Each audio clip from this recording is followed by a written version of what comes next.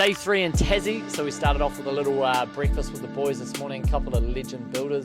Now we're out on site, epic view here, looking over Hobart. We're just going to go for a little bathroom and a kitchen renovation. It's been a sick 3 days in Tassie, off to Melbourne now, doing a little podcast there, and then New Zealand tonight. So big 18-hour shift coming up, probably knock over 6 coffees. Enjoy. So this was all new, extended? Yeah. Yes. So deck's existing, but it just had just one passage door.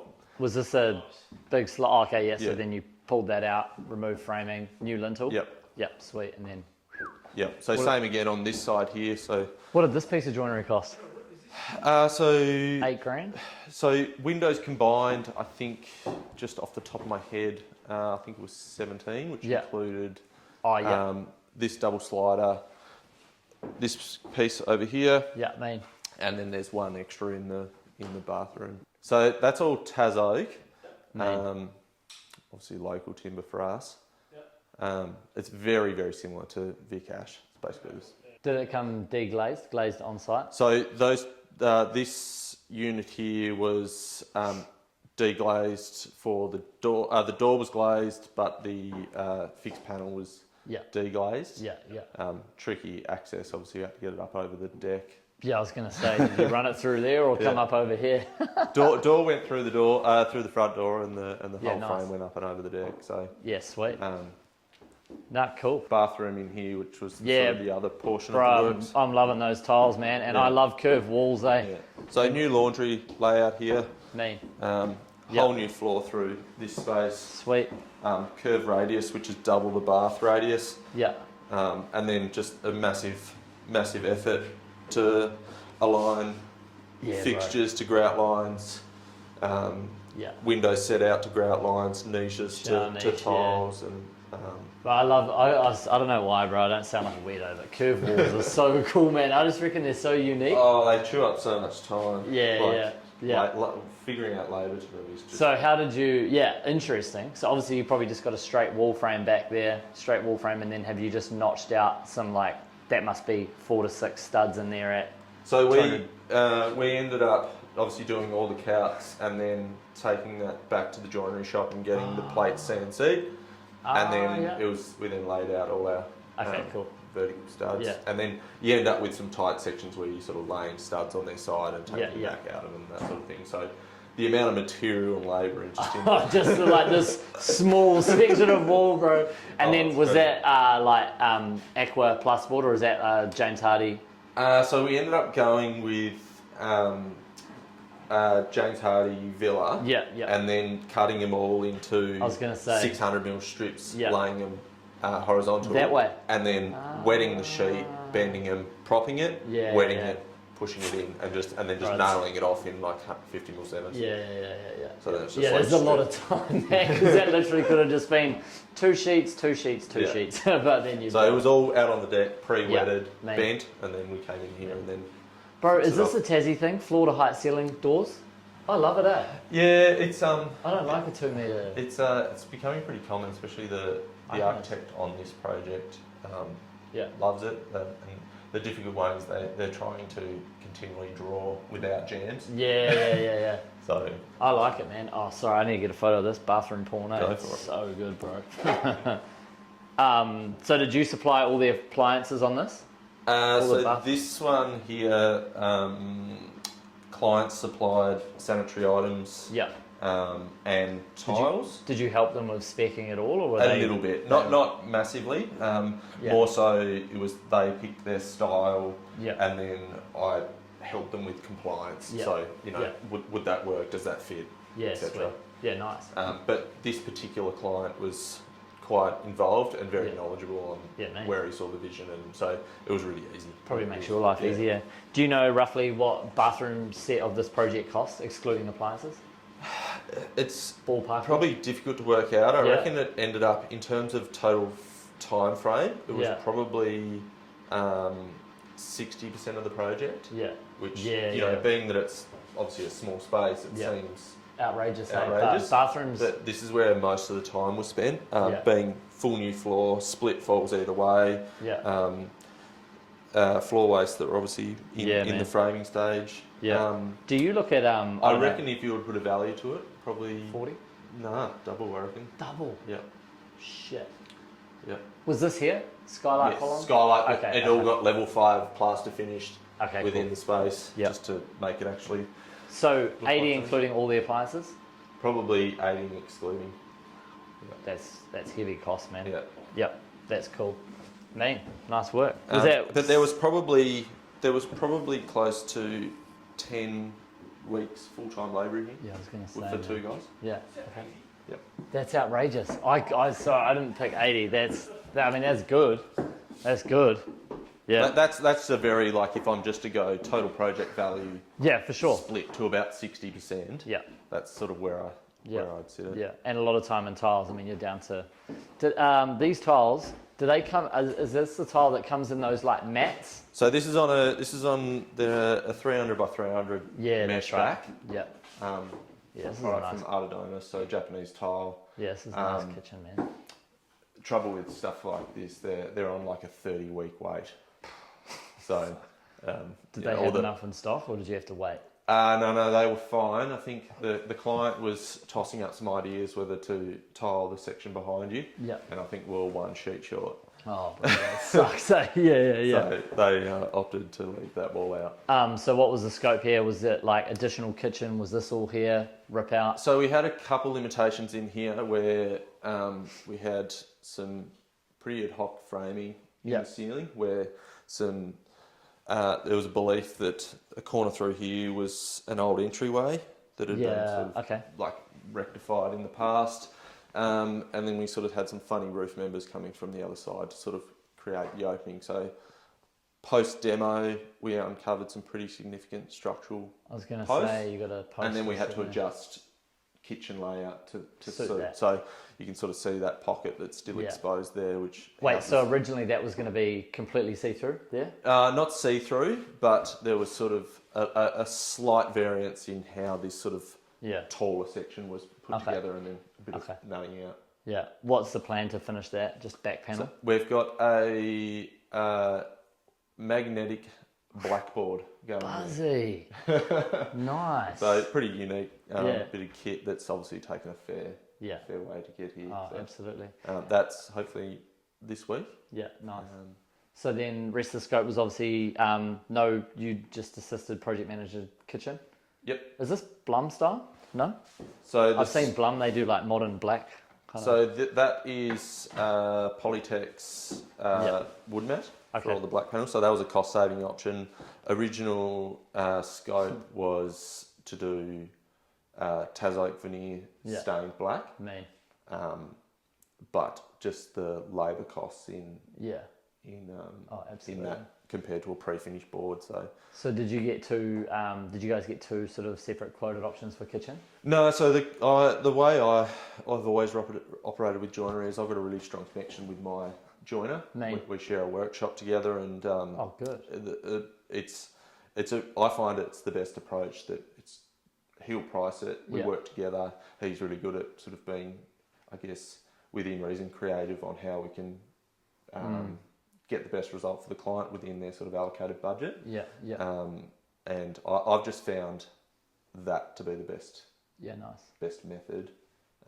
You can shop it around, obviously, and get a better price, but then you sort of can be struck by timelines or level of finish. Or is there many like kitchen joinery companies in Hobart particularly, or is it a lot of like companies coming out from I think there's plenty, but sometimes it's difficult when you're in a bespoke in a bespoke market. Like you can sort of look around some of the details, with the fins going to floor to ceiling. It's not your sort of conventional kitchen detail, and some joiners would just walk away from it. So having the joinery firm that we work with closely, you can actually just sort of go, this is the detail. And they'll do it. Sweet, bro. Client did appliance picking again. So you didn't have to worry about any of that. No, so sort of similar thing. Like we would help out where, for example,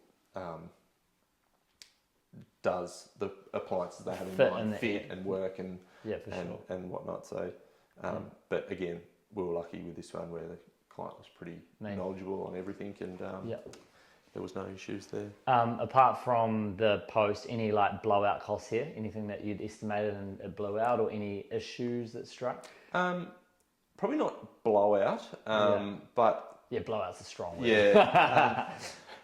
Timeline, I reckon, was probably a big one, and that's me being finical on detail and making sure things are right and doubling up on stuff. So the project could have been done quicker. Yeah. What do you reckon you could have shaved off it from what you know now? Probably a month. A month? Yeah. And that's probably not total labour, but that's the duration. whole project. Yeah. So, yeah. Do you reckon there was like maybe a slight delay between a certain subby, between someone getting here? Or just like maybe... I think collectively over everything. Yeah. Timeline where the project was sort of finishing towards Christmas. That was a challenge, just with December being a short week. Yeah. Short month, sorry. Yeah. And just trying to get all the finished trades in that sort of 2 to 3 week block. Yeah. Was a hard, and then so I see that month is obviously just probably the short December, short January. Yeah, it's and then super. It goes over that 2 months. I just also think it's super risky doing subby work around those times. Yeah. Builders are keen to work 4 days before Christmas probably, but subbies might be like, nah man, we're fucking tapped out. Yeah. So that's probably how that one's. Sweet. All good. Man. Sweet. So anything else that was on this scope? Bathroom, kitchen, new door. That was it. Stairway? No, but that was balustrade. So balustrade was all us, and then rectified the existing joinery to sort of have it align with the similar floor to ceiling detail. Nice. The architect had a pretty strong focus on. You would have noticed it in the bathroom, but all the tiles finished 25mm to the ceiling, so that theme sort of followed suit. So nice. The difficulty with the joinery was that we didn't have there was no grace between anything. So, for example, we had preset window heights, benchtop height, and then we had our floor height, whilst also finishing everything 25mm to the ceiling, which meant there was no scope to lose it in kickers, lose it in benchtop, or lose it in the ceiling. So it was pretty challenging detail. I could imagine. And what was the total cost of the job? Total cost was 187 including, and then on top of that was some small client-driven, architecture-driven variations, which probably only equated to about 5%. Okay, cool. And in terms of our scope, rapid scope, how much more did you change on our quote?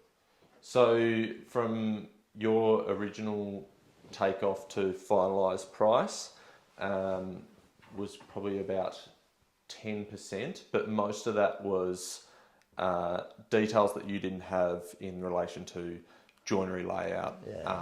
There was a few things like plastering that altered where we had assumed structure, which obviously that couldn't have been factored in. And but I'm assuming time spent in the bathroom as well? To a degree, yes. And a lot of those things were sort of developed post your estimate. So the assumption of what the floor structure was at the time of pricing to, at the time of estimate to the time of actually pricing. There was a bit more investigation on site. Yeah, sweet. Sort of meant that we weren't going to be able to maintain the existing floor, so there was a bit of additional work there. But in terms of the carpentry side of things, from the original estimate to now we're pretty good. Pretty good. Nice. That's good. Nice. He wasn't paid to say that, by the way. And how was the client? Superb. Okay, cool. Excellent. Yeah. Had she done a renovation before, or done stuff prior? He and she. He was the driver. It was sort of his baby. He had done that I'm aware of. He had done a renovation to the lower floor. They weren't calling the builder back. Yeah. Okay, cool. Yeah. So it didn't. I don't think it was a terrible experience, but probably just wasn't the best experience. So. Yeah. And how did they come across you? Do you know where they came from? So they engaged an architect that I believe was a connection, and then the architect is someone that I've got a good working relationship with, and they recommended me. Yeah, man, it sounds like the architects are your bread and butter at the moment, eh? How is it? Do you do your work through architects? 80 to 90%, and then I think the sort of the 10 to 20% that's still left over is either connections from a previous architectural job or ongoing work from that client, or sort of a friend or associate from, you know. Yeah, it's good, man. Do you remember like a specific architect that you like went out, asked for a coffee, cold call, cold email? How did that come about? Because getting first job is always like, well, how the fuck did you do it? You know. So I was really fortunate that my where I did my apprenticeship and sort of training to begin with, they were heavy on architectural. So your work. ex-boss, And just through jobs that I'd run through that firm, those relationships carried on, and they were pretty excited when I basically decided to do my own thing. Yeah, nice. That's good. So you didn't cut the knees out under your boss, did you? Ex-boss? No, I don't think so. No, I don't think so. I think there's plenty of work. And, sweet. And there's also different markets. He's a much bigger scale builder, and I think this type of work, or you know, this is a small starting and then to slightly bigger works is a market that is probably a little bit untapped. Yeah. Do you find like for you, this is like kind of your, I know we're saying at breakfast you want to move more into you're starting to see higher value jobs coming in, but are you saying like this is like bread and butter kind of work? I think this is a focus point, So this sort of internal renos, nice finishes, necessity for detail and doing things properly is critical, I think. Yeah. Well, it would depend what type of variation it is, whether it's client driven, architectural driven, or so client driven. It would be, depending on what it is, it would normally be. I'll try and use an example. Let's say change your tiles, so therefore you're going to impact the install rate. So change of tiles is pretty simple for me because I would always try and keep tiling as a category as a provisional cost. Yep. So the process of that variation would be outlining what had been allowed for what type of tile originally, and then if the tile change from the tiler's perspective will incur either a cost plus or minus, I would then just give the client an approximate adjustment to that provisional sum. Okay, what if it was an already fixed price in the already fixed price, pretty simple procedure for me. A pretty simple procedure which is purely the scope will be determined, that would then be priced and then approved all formally. Okay, cool. And then is architectural driven variations any different? Yes, just in regards to if it's an architectural managed job, they'll issue a direction and then the pricing will be occurred from that direction. Okay, cool. Yeah. It's just so hard to figure out percentages and like job value when you sort of, you know, like it's all mental memory. Yeah, of course. I think it's all, like this one in particular, I think it worked out quite nice in terms of where everything was sort of aligning with labour rates, timelines. It was probably just, like I said, my finickiness and making sure that things worked out and added up and lined up and all that sort of stuff where you just lose hours. But I don't know, as a business, I think that's the right thing to do. Yeah, that's fair. So that's a quality element for you? Yeah, just to really keep pushing that, you know, the end result is perfect rather than sort of anything short of that. I don't know if I have the answer yet. It's probably something that I'm needing to work on. Letting go a little bit and trusting the process is probably a big one. So when you say trusting the process, do you mean trusting like your boys on site? Yeah, I think so.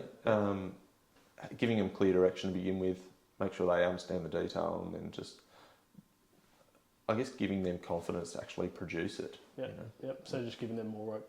Yeah. Yeah, I think that's and a clear direction that, you know, if it takes longer to get it right, it's okay. It's okay. Yeah, of course. Yeah. Taking that stress away from them. Yeah. I think that's about, in a lot of businesses, giving decision making to those closest to the job or closest to the client as well. But that relies on you having the right people, right, and the right processes. Oh, definitely. And that's the transition phase that I've been going through over the last few months, is just making sure the right people are involved and sort of know the direction to, you know, they know the level of finish that's required and the process to get there. Like, it's huge. Yeah. Yeah. Yeah, cool. I don't know the answer.